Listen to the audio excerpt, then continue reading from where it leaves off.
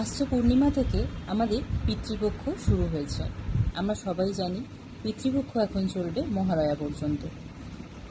তো পিতৃপক্ষ নিয়ে আমি বলি যে মহালয়ার তর্পণ করলেই কি পিতৃদোষ কেটে যায় বা মোক্ষ পায়? এরকম অনেক মানুষই আছেন যারা আপনারা ভাবেন বছরে বছরে তর্পণ করে আসলেই হয়তো পিতৃদোষ চলে যায় বা পিতৃজরা আমাদের মুক্তি পায়। সত্যি কথাটা হলো যে পিতৃজের মুক্তির জন্য আপনাদের কর্ম করার প্রয়োজন। ধর্মের জন্য কর্ম করতে হয়, তবে পিতৃজ আমাদের মুক্তি পায়। সবার আগে আমাদের জানতে হবে আমাদের পিতৃদোষ কাটে কী করে। আর সত্যি বলতে কি, পিতামাতাদের নিয়ে বলতেও আমার একটা খারাপ লাগে, যদিও আমাদের পূর্বজ যারা আমাদের বাবাদের জেনারেশন, বাবার হিসাবেই চলে, তো এরা এমন কিছু কর্ম করে যায় যেগুলো আমি আগেও বলেছি, এর আগের ভিডিওতেও আমি বলেছি।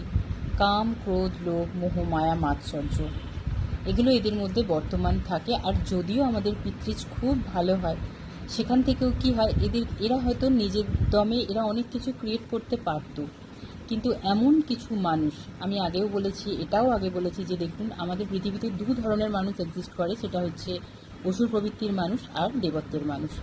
আর এই অসুর প্রবৃত্তির মানুষেরা কি করে, শয়তানের পুজো করে।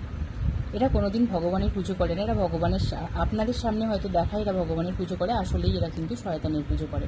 আর এরা সব সময় চায় আপনাদের খারাপ পথে নিয়ে যেতে, আপনাদের কর্ম খারাপ হোক, আপনাদের এরকম দোষ এসে যাক যেগুলো আপনাদের ডিএনএতেও মানে পরে অসুবিধা হয়, যাতে করে আপনারা কোনো দিন প্রবলেম থেকে না বেরোতে পারেন। কারণ আমাদের পূর্বজ যে দোষটা করে যায়, সেই দোষটাই আমাদের এসে লেগে যায়। কারণ যতই, এটা তো জিনগত বৈশিষ্ট্য আমরা জানি, তো এই ডিএনএ ব্যাপারটা আমরা সবাই জানি যে আমাদেরও দোষ এসে যায়। আমাদের পূর্বজরা কী করতেন, এই মূর্খ সমাজের নিয়মে আমাদেরকে বেঁধে রাখার চেষ্টা করতেন। ওনারা কি করতেন, আমাদের ঘরের মেয়েদেরকে, বউদেরকে কন্ট্রোল করার চেষ্টা করতেন। সব কিছু চাইতেন ওদের মত অনুযায়ী হবে। কি, আমরা মেয়েরা কিছু কাজ করতে পারবো না, যেমন আমাদের পিড়ির নিয়ম কি, আমাদের বংশের নিয়ম কি, আমরা মেয়েরা কোনোদিন নিজের পায়ে দাঁড়াতে পারবো না, আমরা বউয়েরা নিজেরা কিছু করতে পারবো না, আমরা সারা জীবন সংসার ধর্ম করব, আর এই বাচ্চা কাচ্চা এই করব। মানে ওরা মনে করতেন এটাই আমাদের ধর্ম, এটাই আমাদের কর্ম, আর এটাই আমাদের পিড়ির নিয়ম। এইসব নিয়মের ঊর্ধ্বে উঠতে হবে আপনাদের। আমাদের পূর্বজরা কখনোই বুঝতেন না যে এই নিয়মের কোনো মাথা মুন্ডু কিচ্ছু নেই, এগুলো বৃথা। এই অসুরিক সামাজিক নিয়ম এনাদের বাধ্য করতেন যে আমাদেরকে যাতে বেঁধে রাখে, আমাদের মতো মেয়েদের যাতে এনারা বেঁধে রাখে। এদেরকে ভুল পথ দেখানো হতো, একান্তই যখন কেউ শুনতো না তখন তার উপর অত্যাচারও করা হতো, ক্রোধ আনা হতো। এই ক্রোধগুলো কি হয়, আমাদের উপর এসে লেগে যায়। ওনারা তো চলে যান পৃথিবী থেকে, কিন্তু এইগুলো থেকে যায়। আর ওনারাও এই কারণে যে তাদের সন্তানদের উপর এসব লেগে গেছে, যেসব দোষগুলো, ওনারাও কষ্ট পেতে থাকেন। ওনাদেরও এর ফলে কি হয়, ওনারা মোক্ষ করতে পারেন না।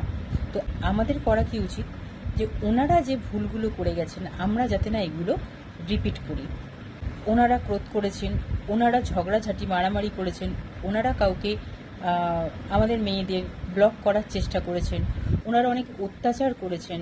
এরকম পূর্বজও আমাদের থাকেন যে বাজে ভাষা, বাজে কামনা মেয়েদের যেমন হয় আর কি।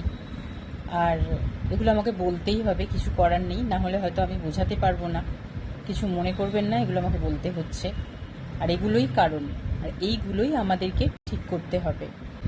খুব বাজে ধরনের টাকা, সম্পত্তি, জমি জমার লোভ, যেমন লোভে পড়ে ছেলে বাবার মানে বড় ক্ষতি করে লিখিয়ে নেওয়া হয় না, সেরকম ধরনের কাজ এরা করে ফেলে।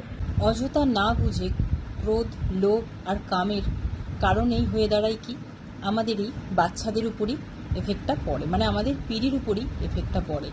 আর আমাদের পিঢ়ি এইভাবে নষ্ট হতে শুরু হয়। এর ফলে আমাদের উপর লাগে হচ্ছে ওই যে কাল সর্পদোষ, তারপর কি মাঙ্গলিক দোষ, এইগুলো এইভাবেই তৈরি হচ্ছে। এগুলো আপনারা অনেকেই হয়তো জানেন না। এই জন্যই বলা হয় যে বাবা মায়ের ভুল কর্ম বা খারাপ কর্ম সেটা ছেলে মেয়েদের উপর এসেই পড়ে, আমাদের উপর এসেই পড়ে। তো আপনাদেরটা বুঝতে হবে। আর আপনাদের সবার আগে কর্ম ঠিক করতে হবে।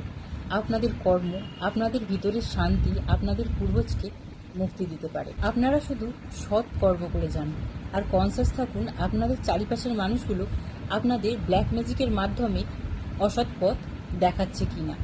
আপনাদেরই ঠিক হতে হবে, কারণ ব্ল্যাক ম্যাজিক থেকে বের করে আপনাকে কেউ নিয়ে আসতে পারবে না। একমাত্র যদি আপনারা আধ্যাত্মিক হন, তাহলেই কিন্তু সম্ভব এই পথ থেকে বেরিয়ে আসা। আর আমাদের এই সমাজের নীতিকথায় একদম বিশ্বাস করবেন না।